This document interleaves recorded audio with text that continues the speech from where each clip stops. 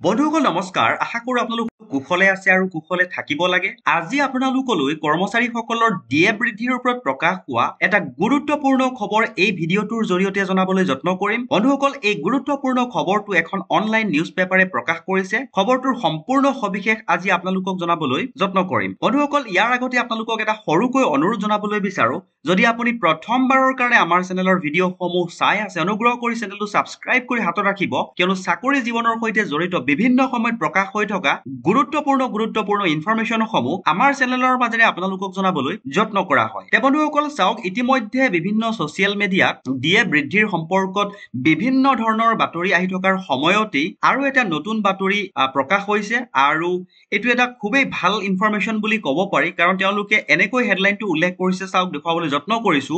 DA hike confirmed 4% increase for central employees তে বন্ধুসকল চাওক ইতিমধ্যে ছচিয়েল মিডিয়াত ইয়াৰ আগতে যি ইনফৰমেশন সমূহ আহি আছিল সেয়া 3% ৰ কথাই তেওঁলোকে উল্লেখ কৰি আছিল কিন্তু আজিৰ এই শেহতীয়া যিটো ইনফৰমেশন প্ৰকাশ হৈছে ইয়াতে 4% বুলি উল্লেখ কৰিছে তেওঁলোকে আৰু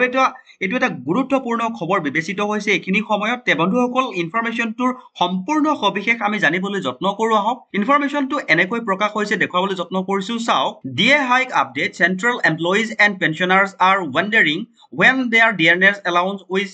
will increase. People are checking and reading a variety of news about the DA hike on social media and the discussion is accelerating. This time, we anticipate a DA hike up to 4%, which could be potentially lead to a significant salary increase. The বন্ধুসকল চাওক ইতিমধ্যে মই এই information সমূহ আপোনালোকক জনাইছোৱে যে social media 3% ইনক্ৰিমেন্টৰ কথা আলোচনা হৈ থকাৰ সময়তেই এটা নতুন ইনফৰমেশনে দেখা দিছে আৰু এই ইনফৰমেশনটোত ইনক্ৰিমেন্টটো 4% হোৱাৰ কথা কৈছে তে বন্ধুসকল এইটো এটা নিশ্চয়কৈ ভাল খবৰ বুলি ক'ব পাৰি কাৰণ কৰ্মচাৰীসকলে 3%ৰ কথা গম পাই থকাৰ সময়তো যদি এটা পাৰ্চেন্ট বাঢ়ি যায় তেতিয়া হলে নিশ্চয়কৈ এটো এটা ভাল খবৰ তে বন্ধুসকল ইনফৰমেশনটো সম্পূৰ্ণ সবিশেষ জানিবলৈ যত্ন কৰো আহক তেওঁলোকে কি উল্লেখ কৰিছে about 1 crore family will benefit from the DA hike you must be wondering when the government will announce the DA hike actually the Modi government can announce a DA hike by the first week of September এইটো এটা ভাল খবৰ বুলি ক'ব পাৰি কাৰণ সেপ্টেম্বৰ মাহৰ প্ৰথম সপ্তাহতে এই গুৰুত্বপূৰ্ণ খবৰটো প্ৰকাশ হোৱাৰ কথা উল্লেখ কৰিছে অৰ্থাৎ তেওঁলোকে আশা কৰিছে আৰু যদি তেনেকৈ হয় নিশ্চয়কৈ এটা ভাল খবৰ বুলি ক'ব পাৰি ইনফৰমেশনটো আৰু সবিশেষ আমি জানিবলৈ যত্ন কৰো আহক ইয়াতে লিখিছে কেনেকৈ how much percent will DA increase কিমান পাৰ্চেন্ট ইনক্ৰিজ হ'ব বুলি তেওঁলোকে লিখিছে চাওক দেখুৱাবলৈ যত্ন কৰিছো central employees will see a 4% increase their dearness allowance following this increase the dearness allowance will rise to 54% resulting in a significant increase in salary in the current circumstances employees are taking advantage 50% DA and 4% increases DA rate will take effect from July 1st অৰ্থাৎ এই যেটো সেপ্টেম্বৰত যে